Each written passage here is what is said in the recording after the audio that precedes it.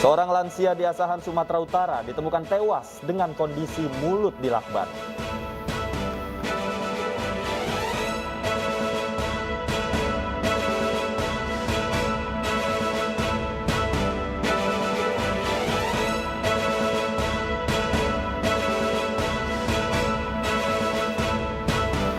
Halo, selamat sore pemirsa, demikian tadi berita pilihan iNews Sore yang akan menemani Anda selama 2 jam bersama saya Anissa Dasuki. Dan saya Davi Pratama. Pemirsa, kita awali iNews Sore hari ini dengan informasi terkait kebakaran kantor desa di Kabupaten Tangerang, Banten dan minimarket di Makassar, Sulawesi Selatan yang ludes terbakar akibat korsleting.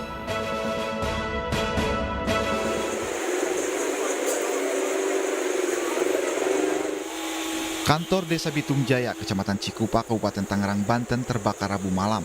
Banyaknya bahan yang mudah terbakar membuat api cepat merambat dan melompat hampir seluruh bangunan. 5 mobil pemadam kebakaran diterjunkan untuk memadamkan api. Setelah 3 jam, api akhirnya berhasil ditaklukkan. Penyebab kebakaran masih diselidiki oleh polisi. Intinya tadi upaya pemadaman, sekarang pendinginan dari damkar. Itu terkait penyebabnya masih dalam proses penyelidikan ya. Jadi tim identifikasi masih ngecek TKP. Nanti perkembangan lanjut mungkin kita lihat nanti perkembangan selanjutnya. Oke. Untuk dugaan awalnya dari informasi yang dari Linmas ini yang terakhir memang ada lihat asap dari arah pojok situ, di situ memang ada dapur. Cuman kita masih menunggu hasil penyelidikan ya, terutama dari tim identifikasi ngecek dari olah TKP ya. Tidak ada korban dalam kebakaran ini, hanya kerusakan material seperti arsip-arsip penting dan fasilitas kantor. Dari Kabupaten Tangerang, Banten, Aimarani, iNews melaporkan.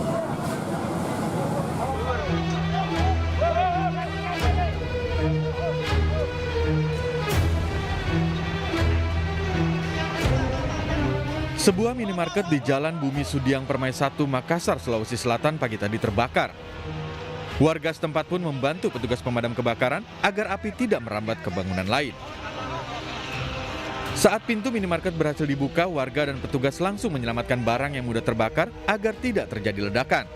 Informasi yang saya dapatkan dari Ibu RT itu Pak harus pendek karena kebetulan ada yang menyambung katanya itu, yang menjual-jual, jadi kemungkinan besar itu Pak harus pendek. Akibat kebakaran ini kerugian ditaksir mencapai ratusan juta rupiah. Dari Makassar, Sulawesi Selatan, Muhammad Nurbone, iNews melaporkan. 5 perempuan calon buruh migran melompat dari gedung setinggi 15 meter. Mereka nekat kabur karena tidak tahan kerap disiksa.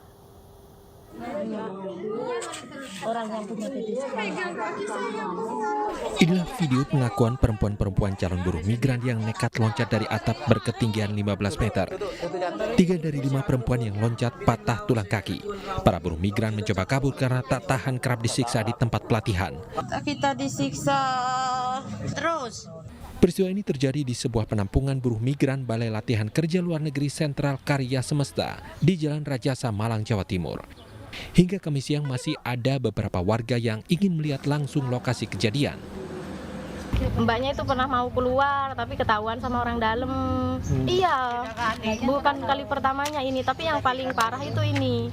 Soalnya dari atas. Aku pernah 3 kali, pernah dari sebelah barat katanya pernah Mbak. Cuman dengar-dengar kalau yang ini kan jelas kelihatan. 5 buruh migran dibawa ke Rumah Sakit Saiful Anwar Malang untuk mendapatkan perawatan intensif. Hingga saat ini petugas Balai Latihan Kerja Luar Negeri Sentral Karya Semesta menolak memberikan komentar. Sementara itu polisi masih mendalami kasus 5 TKW yang melompat dari gedung. Polisi masih memeriksa saksi-saksi berdasarkan pengakuan korban.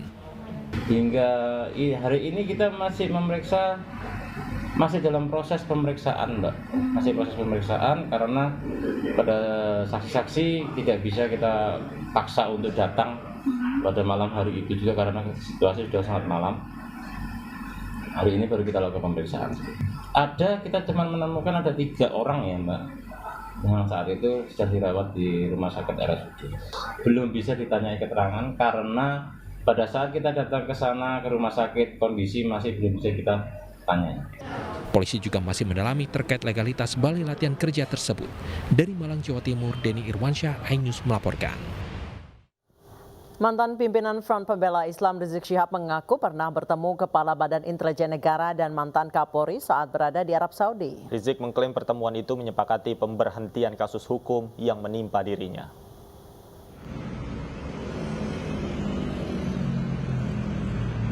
Mantan pimpinan Front Pembela Islam Rizik Syihab menjalani sidang pledoi kasus swab tes Rumah Sakit Umi di Pengadilan Negeri Jakarta Timur. Dalam pledoi atau nota pembelaan, Rizik mengaku pernah bertemu Kepala Badan Intelijen Negara Budi Gunawan dan mantan Kapolri Tito Karnavian saat masih di Arab Saudi. Rizik mengklaim pertemuan menyepakati pemberhentian kasus hukum yang menimpa dirinya. Namun menurutnya kesepakatan itu kandas dan membuatnya dicekal sehingga tak bisa pulang ke Indonesia. Membangun kesepakatan agar tetap membuka dialog dan rekonsiliasi. Kami sambut baik imbauan beliau tersebut karena sejak semula justru itu yang kami harapkan. Lalu sekitar awal Juni 2017 dan juga pertengahan bulan Syawal 1438 Hijriah, saya bertemu dan berdialog langsung dengan Kepala Badan Intelijen Negara, Jenderal Polisi Purnawirawan Budi Gunawan bersama tim di salah satu hotel berbintang 5 di kota Jeddah, Saudi Arabia. Hasil pertemuan tersebut sangat bagus. Kita buat kesepakatan tertulis, hitam di atas putih, yang ditandatangani oleh saya dan Komandan Operasional BIN, Majen TNI Agus Suharto di hadapan Kepala BIN dan timnya. Yang kemudian surat tersebut dibawa ke Jakarta dan dipersaksikan serta ditandatangani juga oleh Ketua Umum MUI Pusat saat itu, yaitu Kiai Haji Ma'ruf Amin, yang kini menjadi Wakil Presiden Republik Indonesia. Sementara itu, Rizik menilai tuntutan jaksa atas kasus ini tidak masuk akal. Menurutnya, kasus dugaan pemalsuan swab tes di Rumah Sakit Umi Bogor adalah pelanggaran protokol kesehatan dan bukan kejahatan. Dari Jakarta, Tim Liputan iNews melaporkan.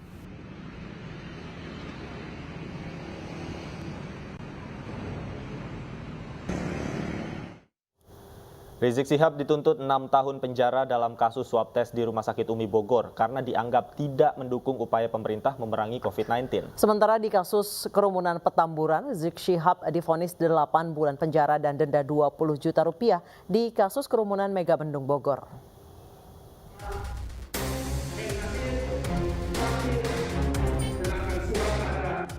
Mantan pimpinan besar FPI Rizik Syihab dituntut 6 tahun penjara dalam kasus swab tes di Rumah Sakit Umi Bogor. Rizik dan menantunya sebelumnya didakwa menyiarkan berita bohong soal hasil tes usap di Rumah Sakit Umi. Hal yang memberatkan Rizik karena pernah dihukum 2 kali pada tahun 2003 dan 2008 serta dianggap tidak mendukung upaya pemerintah dalam menanggulangi COVID-19. Selain itu, Rizik juga dinilai tidak sopan dalam persidangan. Dalam kasus ini, menantu Rizik Syihab Muhammad Hanif Alatas dan Direktur Utama Rumah Sakit Umi, Dr. Andi Tatat, dituntut 2 tahun penjara. Hanif Alatas dan Dr. Andi Tatat dinilai ikut menghambat proses pelacakan rantai penularan COVID-19. Sementara di kasus kerumunan Petamburan, Rizik Syihab dan 5 panitia penyelenggara acara di Petamburan November 2020 divonis hukuman 8 bulan penjara, dipotong masa tahanan. Rizik Syihab dan 5 terdakwa lainnya yaitu Haris Ubaidillah, Ahmad Sabri Lubis, Ali Alwi Alatas, Idrus Al-Habsi, dan Maman Suryadi terbukti melanggar pasal 93 Undang-Undang Nomor 6 Tahun 2018 tentang kekarantinaan kesehatan. Sebelumnya dalam kasus kerumunan di Megabendung Bogor, Rizik Syihab didenda 20 juta, subsidi 5 bulan penjara. Hakim menilai Rizik tidak mendukung pemerintah dalam program penanganan COVID-19. Vonis denda 20 juta rupiah lebih rendah dari tuntutan jaksa penuntut umum, yakni 10 bulan penjara. Warga Bekasi, Jawa Barat digegerkan dengan penemuan jasad bayi. Diduga jasad bayi merupakan hasil hubungan sedarah atau insest antara kakak dan adiknya. Ini bang tuh ada bayi di bang tuh.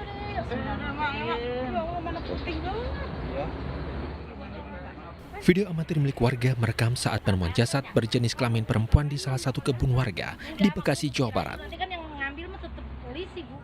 Penemuan jasad bayi kemudian dilaporkan petugas unit perempuan dan anak atau PPA Polres Metro Bekasi Kota. Usai diselidiki, polisi menangkap pelaku yang merupakan pasangan adik dan kakak yang melakukan hubungan sedarah atau inses. Para pelaku membuang bayi karena khawatir hubungan keduanya diketahui warga. Polsek Kota Bekasi kemudian bekerja sama dengan Polres Kota Bekasi. Kemudian setelah dikembangkan, ya alhamdulillah pelakunya bisa ditemukan dan sudah bisa diambil. Berdasarkan dari laporan warga yang melihat ada mayat bayi di tengah-tengah kebun kosong tersebut. Seperti itu. Untuk memastikan apakah bayi yang dibuang hasil hubungan sedarah ataukah tidak, polisi masih memeriksa kedua pelaku serta mengotopsi jasad bayi. Diketahui keduanya baru saja menempati rumahnya 3 bulan lalu. Dari Bekasi, Jawa Barat, Rahmat Hidayat, iNews melaporkan. Pemirsa, kerumunan di sejumlah restoran cepat saji di Jakarta dan daerah lainnya kemarin berujung pembubaran oleh Satpol PP. Sejumlah restoran cepat saji yang dianggap melanggar protokol kesehatan ditutup sementara dan dikenakan sanksi.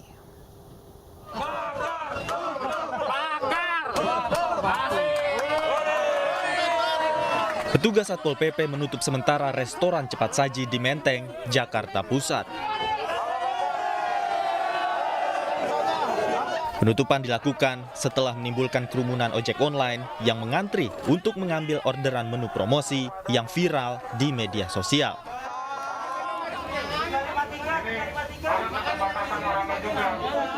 Bahkan kerumunan terjadi hingga ke dalam restoran. Meski mengenakan masker, namun para driver tidak menjaga jarak.